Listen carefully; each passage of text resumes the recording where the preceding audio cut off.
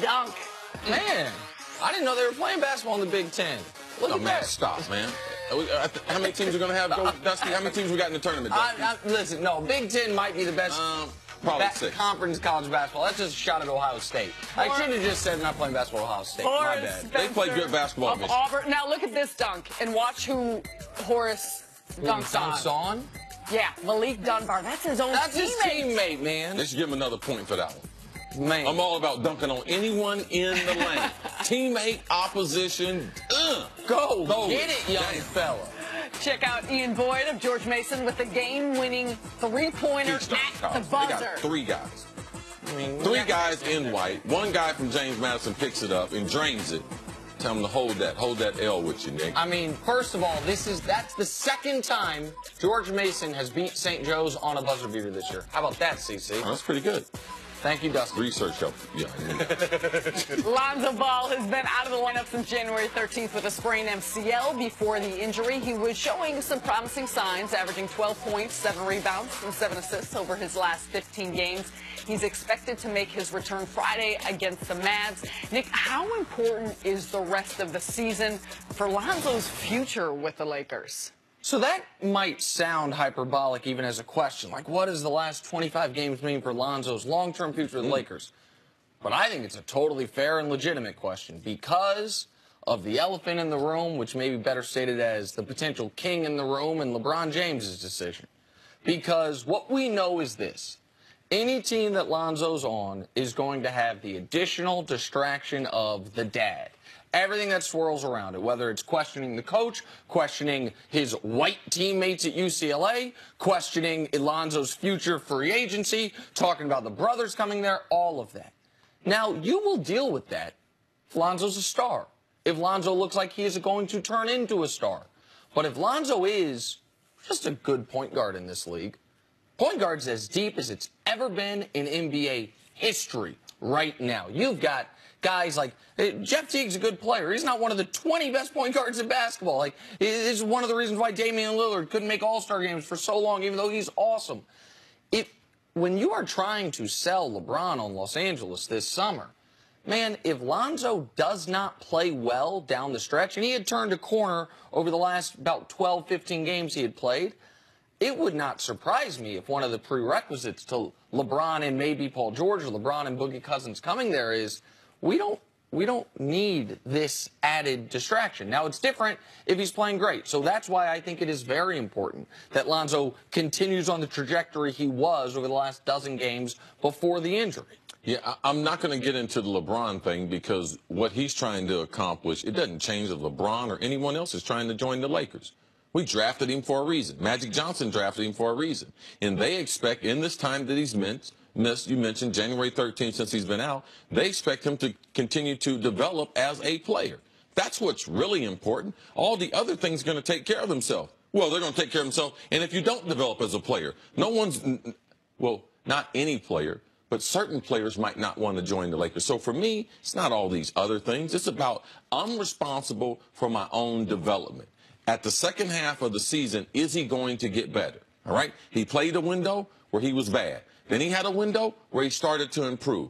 Then he got hurt. Now, after that, let's see how he adjusts to the NBA that shouldn't be foreign to him. Let's see if he gets the rebound and throws the ball up the court 50 feet, which doesn't help in the NBA game. Does he start to push the ball? I don't think he's going to become more athletic. I don't think his shot is going to become any better. But there's certain things about the game as far as his rebounding that are very, very good aspect. I'm worried about his shot selection and can he make guys around him better? Because that right there will determine a lot as far as his career. Not how good he shoots, or the guys around him, does he make them better? As Coach Mangini says, is he a force multiplier? Then I believe the Lakers organization, they're in good hands. But just worry about your development. Don't worry about who's going to be joining the team. Take this little window, 25 games, and try to work on my game, getting better, get myself in better position for my shots, knowing where I want to get on the court and where my teammates, where they want to get on the court. Does he need to get a shot better, though? Like, the most disconcerting thing to me watching Lonzo, especially early on,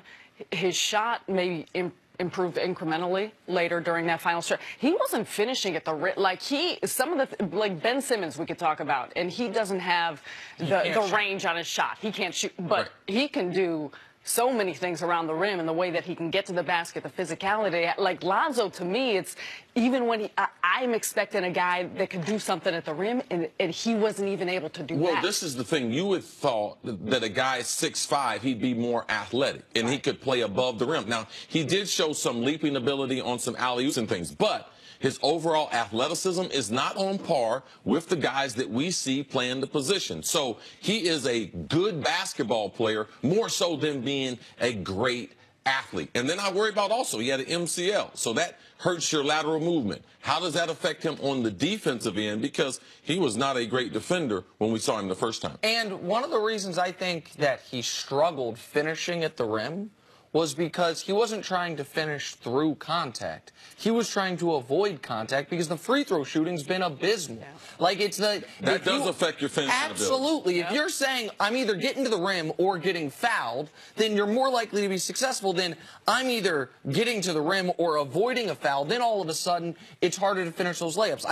I mean, there's no reason for him to be shooting 48% for the year from the free throw line. Like, that's, no. He was 67%, I believe, in college.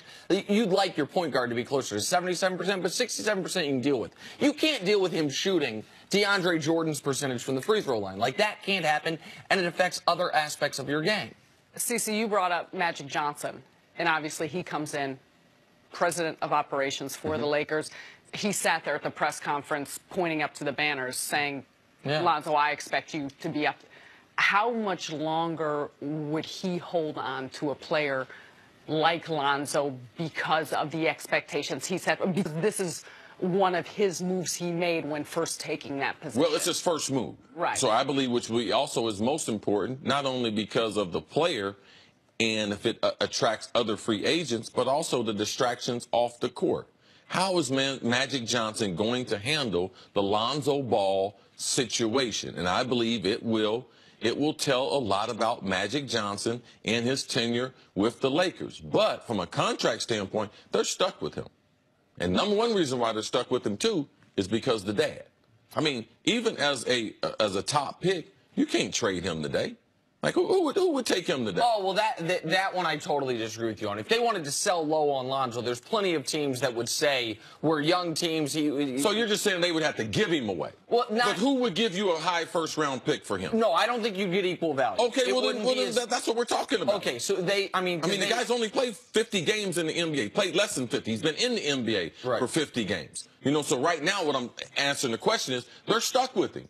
They're not going to give up to him after a year or 2 years because they're stuck with him for at least that rookie contract. And, by the way, I don't think anyone at this table is out on the possibility of Lonzo being an excellent player, of Lonzo justifying being the #2 overall pick. And, again, it's a very small sample. But those last dozen games he played, all of a sudden the three-point percentage is 39%. All of a sudden he's giving you 14, 7, and 7. And you're like, okay, that is really what we were hoping to get. And he doesn't have to be a knockdown shooter.